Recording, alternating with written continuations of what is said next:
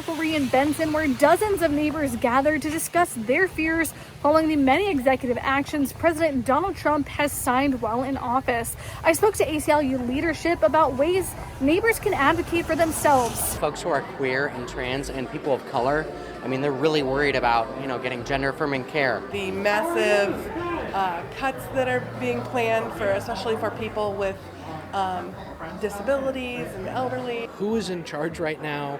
What are the rules?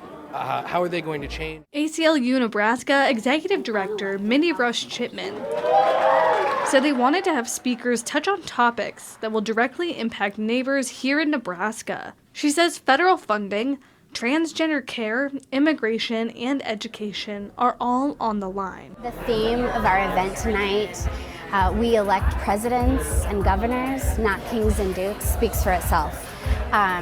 We have a president and we have laws that check and balance the powers of our administration. Rush Chipman says she thinks the Trump administration is weaponizing federal funds. I spoke to Creighton law professor Tim McReel about the funding freeze and if it oversteps checks and balances set in place by the Constitution. If the president takes money that's appropriated for one purpose and puts it to another, that's essentially taking away Congress's power. Because Congress chose not to spend the money in a certain way, for the president to do that would be unconstitutional. The ACLU gave out flyers detailing how neighbors can get involved.